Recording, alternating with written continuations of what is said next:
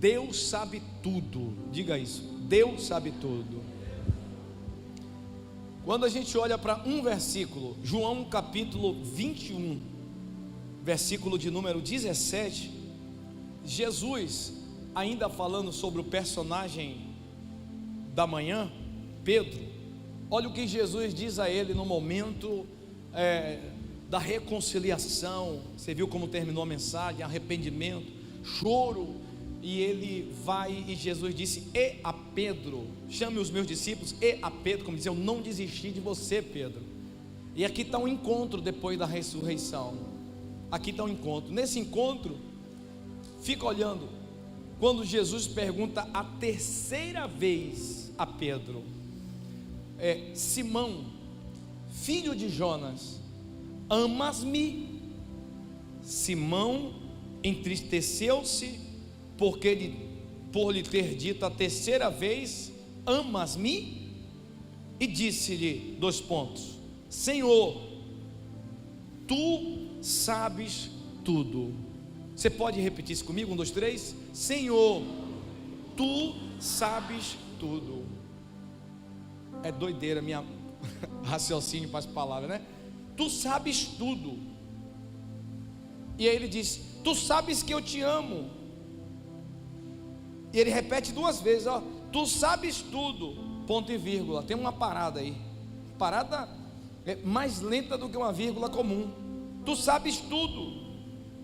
Tu sabes do tudo, por exemplo, que eu te amo. E aí o tudo que Pedro confessou para Jesus, que revelou que sabia, está aqui externado. Então, se você sabe que eu sei que você me ama e que eu sei tudo sobre você, então faz o que eu estou esperando você fazer: apacenta as minhas ovelhas. Não é tremendo saber que Deus sabe tudo ao seu respeito? Irmão, vou contar de 1 até 3, aí todo mundo fala ao mesmo tempo a sua idade, para não dar azar. E aí tem gente que não gosta de falar, né? 1, 2, 3.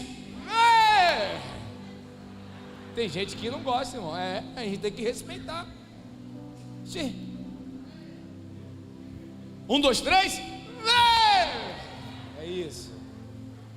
Antes de você falar, no dia em que ele colocou o dedo no meio dos milhares de bilhões de multidões de espermatozoides para escolher você, ele já sabia que haveria uma fecundação, como hoje, né? Foi revelado aí a prole de Paulo Vitor e Camila. A profecia se cumpriu. Eu olhei para ele e disse: você vai ser pai de uma menina.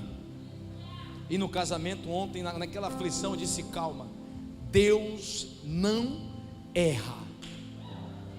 E chorou. E agora de tarde mandou uma mensagem chorando, no chá lá da revelação. Não tem mistério não, né? Línguas estranhas e tal, não, né? Só a revelação do sexo, né?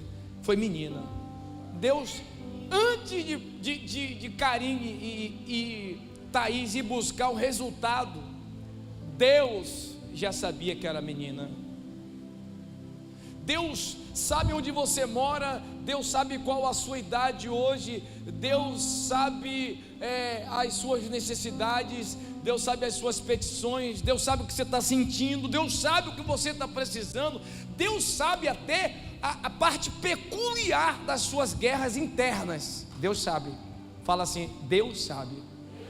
Deus conhece, já ia cantar a música, a sua estrutura, porque o salmista disse no meio da canção: ele conhece a sua estrutura e lembra-se que você é pó. Então ele sabe. Davi disse: antes que eu fosse uma massa informe no ventre da minha mãe, Salmo 139, o Senhor já tinha escrito os meus dias, todos eles no seu livro. Então Deus sabe tudo. Da mesma forma que Deus sabe quem está aqui, quem ama e não ama. Sabe ou não sabe?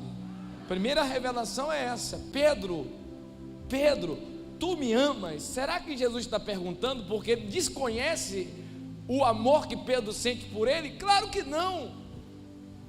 O Senhor sabe tudo, mas existem coisas que o Senhor sabe que a gente pode, que a gente tem, mas que as frustrações ou os desafios de alma nos bloqueiam a pensar que a gente não pode, e até ampliando, pensar que a gente não tem, mas tem e pode, e quem mais sabe é o Deus que sabe tudo.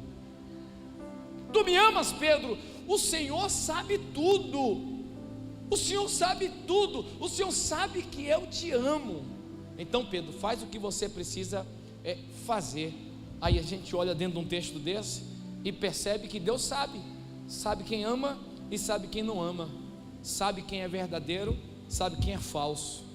Sabe ou não sabe? Ele sabe quem é Moisés, mas ele sabe quem também é Datã, quem é Corá, quem é Abirão.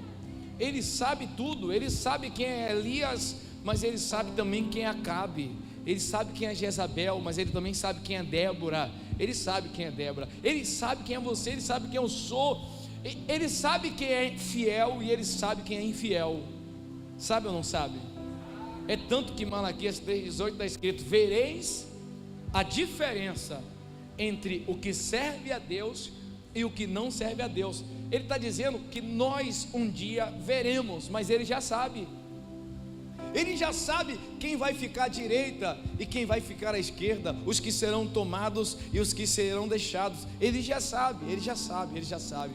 Ele sabe, por exemplo, aqui quem tem e quem não tem. Ele sabe quem tem e sabe por que tem, e ele sabe quem não tem e sabe por que não tem. Porque tem gente que não tem porque não cuidou enquanto tinha. Vou repetir. Tem gente que não tem porque não cuidou enquanto tinha, perdeu. Quem não cuida do que tem, perde. Ou até não merece continuar tendo, porque vai perder, não está cuidando. Então tem que cuidar. Diga para o seu irmão: cuida do que você tem. Jesus disse que quem não cuida, em outras palavras, do que tem, ele mesmo vai tomar e vai dar para outro que cuida, e tem. Eu já tentei entender aquela lógica ali, é meio complicado. Ele disse: quem pensa que tem, até o que tem será tomado. É falta de cuidado. Então ele sabe quem está aqui, quem pode, quem não pode. Ele sabe quem é fiel, quem não é fiel. Ele sabe quem não é fiel e talvez falta revelação para ser fiel, entendimento para ser fiel. Ele sabe tudo. Ele sabe quem tem um coração bom, quem tem um coração generoso. Ele sabe quem ama a obra, ele sabe quem ama essa igreja, ele sabe quem ama o trabalho externo a essas paredes que a gente faz. Ele sabe quem pode, quem não pode. Ele sabe quem agora tem. Ele sabe quem vai fazer. Ele sabe quem está em dúvida de fazer ou não fazer, de ofertar ou não ofertar, de dizimar ou não dizimar, de primiciar ou não primiciar, de dar ou não dar. Ele sabe. Por favor, se eu estiver equivocado, me ajude. O que eu estou falando é uma verdade, sim ou não? Ele sabe. Diga para o seu irmão: ele sabe tudo. Ele sabe, por exemplo, quem pode fazer algo e faz do algo muito menor do que o algo que deveria ser feito. Ele sabe. Fala: ele sabe, ele sabe. Ele sabe também quem poderia fazer algo e vai além desse algo. Ele sabe. Fala: ele sabe, ele sabe. Ele sabe que tem gente aqui dizendo: Deus, me dê graça, porque pelo menos uma das colunas do novo galpão quem vai colocar vai ser eu. Ele sabe, ele sabe, ele sabe, ele sabe. Eu estou sentindo que dentro desse grande mover que nós vamos viver agora, Deus já está liberando coisas antes do mover acontecer, para a gente se mover nesse mover e pá, ver você com toda a sua família adorando Jesus dentro do Vale da Bênção. Ah, meu irmão, por favor, isso merece um aplauso para Jesus. Diga: ele sabe. E já que ele sabe, inclusive ele já sabia quando Pedro ia negar. Falamos de manhã. Sabia ou não sabia? Por quê? Porque ele sabe tudo. Ele disse: você vai me negar antes que o galo cante 3 vezes. Até a quantidade de vezes ele sabe. Diga: ele sabe. Que pregação tremenda daria essa palavra, irmão. Ele sabe. Ele sabe. Quem fica com o coração endurecido, quando o momento é amolecer o coração e dizer: Senhor, eu te amo, ao ponto de demonstrar o meu amor sacrificando. Porque amor de palavras é legal quando é seguido de sacrifícios, de comportamentos, de ações. Mas amor, quando é amor, tem que ter entrega. E esse é o momento, até porque o Senhor se entregou no nível que nós, entregando toda a nossa vida para Ele, jamais estaremos próximo dessa entrega. Deus amou o mundo de tal maneira que entregou, deu o seu Filho unigênito. Deus deu Jesus para mim e para você, irmão. O que você possa dar para Jesus agora é muito insignificante. Para o reino, para a obra, é o que falta para encaixar dentro do que nós temos enquanto projeto de vida para esse ministério. Então essa hora, Deus sabe se você pode, se você não pode, se você vai fazer, se você vai negar. Deus sabe quem não tem, quem tem. Deus sabe. Deus sabe até aquela viúva. Lembra da viúva? Entrou e ela só tinha 3 contos. Como dizia minha avó, 3 contos. Minha avó, me dá um dinheirinho aí, minha avó dizia, eu só tenho 3 contos, mas só dou depois que você encerar a minha casa toda. Aí eu tinha que pegar aquela enceradeira da Arno. Você não é dessa época não, né? Você ligava ela assim, se tu abaixava o guidão assim, ó, aí ela... Rapaz, quem já encerou casa com aquele negócio ali? Eu desse tamanho assim, a enceradeira dava 2 de mim. Se ela corresse, tocasse na parede, eu tomava ratabefa. Aí tinha que deixar tudo brilhando para minha avó dar 3 contos. Aí um dia entra uma viúva no culto. Jesus está no culto e ele está assistindo tudo, porque é um momento importante demais, decisivo. Porque há uma lei que independe de Jesus para se cumprir. É a lei da semeadura. Tudo que o homem semear, certamente ele colherá. Deixa eu ensinar uma coisa para vocês. Esse não é só um momento de trazer a oferta para a igreja, para o altar, para o Senhor. Esse é um momento de propósito. Deus, eu estou com a minha vida sentimental assim, eu estou com o meu casamento assim, você sabe que Jó fazia isso pelos filhos? Eu estou com essa situação na minha família, eu estou com essa situação no meu trabalho. Senhor, eu vou trazer uma semente de propósito, uma oferta alçada. Eu vou fazer porque fé entendeu o propósito. Então esse é o momento. Deus sabe quem pode e quem não pode. Agora faça dele um portal efatá, um portal onde no reino do Espírito portas se abram na sua vida. Sobretudo faça por gratidão e por generosidade. Amém? Então você que não precisa vir ao altar porque tem Pix, a gente tem aí QR Code, não sei o que e tal, pá. Você não tem motivo para não semear. E olha, eu estou com cidade. Deus sabe tudo. Fala isso, Deus sabe tudo. Diga, Deus sabe o que eu posso, o que eu devo e o que eu não posso. Ele sabe tudo.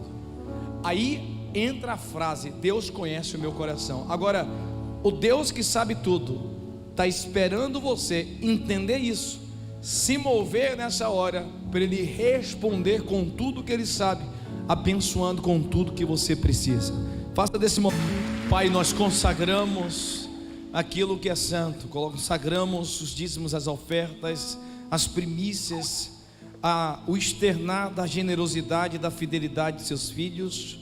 Onde houver propósito, Deus, eu te peço, reaja, coloca suas mãos, traz resposta aos seus filhos, abençoe a vida de cada um deles. Se alguém fez alguma semeadura de forma online, seja alcançado por essa bênção, por essa oração. Toma em bênção, Senhor, a vida emocional, a vida espiritual, a vida física, a integridade afetiva, familiar dos seus filhos. Em tudo, todos eles sejam, ó meu Deus, abastecidos, nutridos, supridos, e que a bênção do Senhor, aquela que enriquece sem acrescentar sofrimento, seja sobre cada um dos seus filhos, em nome de Jesus. Diga amém.